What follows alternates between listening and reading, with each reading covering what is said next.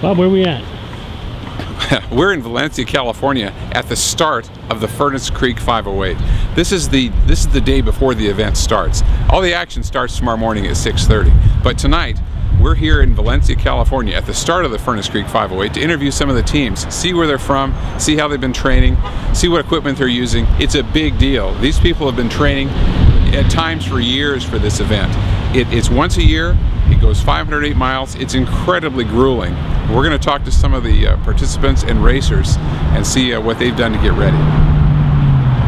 Hi, we're here at the 508 and we have the pleasure of talking tonight with Chris Kostman. He's the race director for the 508.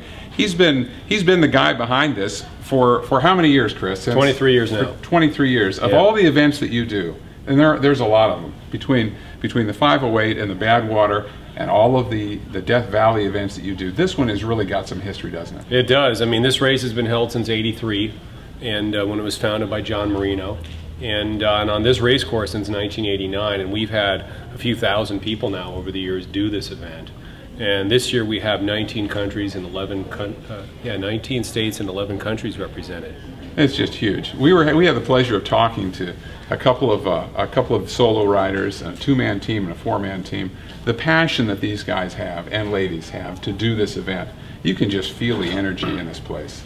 There's something about this race. You know, people love, you know, the whole idea of racing 508 miles. They love the, you know, esprit de corps they feel with the other competitors and support crews. They love going through Death Valley and the Mojave Desert.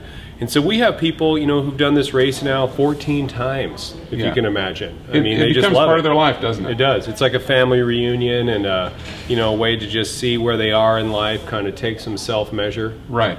And you can compare how you're doing in life, how you're doing from year to year. It's hard to do that. Yeah, there aren't many real yardsticks out there in the world. And here's a 508-mile course. It's the same course every year. Right. 35,000 feet of elevation gain. Of course, the weather is the big question mark. It's always the big variable. What I love is when we induct people into the Hall of Fame after they do 5 races, and then I look at the results, and I'm amazed at how often it's very consistent, or there's a gradual progression, or sometimes a big progression. And they just come out and do it and love it, and they keep coming back. What's the youngest rider this year? The youngest rider this year, we have a father-son team, and the son is 19 years old, I believe. 19. Yeah.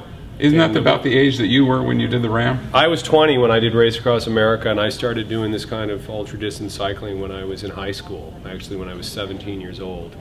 And that was now 28 years ago. I'm 45. Yeah, so I've been around this a long time, and I love this race. I've been involved with it since the second year it existed. Is this your favorite of all the events you do? Oh yeah. I mean, because I'm a cyclist at heart. I got into endurance sports through cycling, and I just love this race. I love the route. I love the people who come back, and I love the new people. We have a guy this year who came all the way from Russia. Yeah, I mean, it's just phenomenal. And I said, how did you find us? And he said, well, I looked up the world's toughest bicycle race. And here you know, and Ironmans and things like that just weren't a big enough challenge for me, and I found this, and now I've wanted to do it for about 6 years, and here I am. The toughest 48 hours in sports. That's what we say, and that's what everybody else says. Yeah. So. Yeah. We talked to a man today that flew all the way here from South Korea.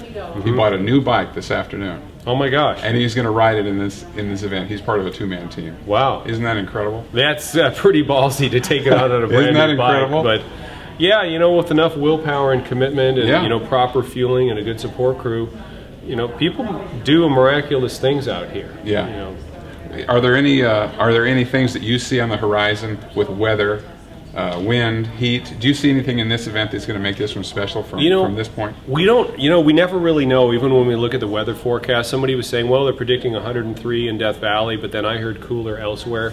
It doesn't really matter what they say in advance. All that matters is what happens when they come over Town Pass and they start heading south towards Furnace Creek.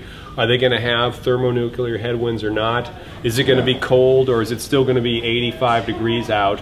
You know, just anything's possible at any time of year in Death Valley, and that's part of the whole allure of the place. That's what makes this so special, isn't it? Yeah. Yeah. The venue, the route, the racers, the weather, it's just a great mix. People love it. So in the morning you'll start at 6:30, you'll kick everybody off. Yep. And then you'll stay until the team So start. I'll drive out, I go with the solo racers at 6:30, I go up the canyon, take some photographs, make sure it's all going well, then I come back here, and then we get the 9:30 team going, and they're led out by the highway patrol, and then I just head out with those teams, and then I'm on the road all, you know, for about 24 hours. 22 hours, so that I get to the finish line ahead of the first finisher. Right. And then I'm there for all of them. Listening to you talk to the crew tonight, this is a well-oiled machine. You've got some great people here volunteering, don't you? We do. I mean, most of the staff has been here for many, many years. Almost all of them are veterans of the race as well. Right. So they've seen it from the perspective of a racer, often a crew member, the staff. Some of these people have been doing the same job at the 508 for 10, 15 or more years.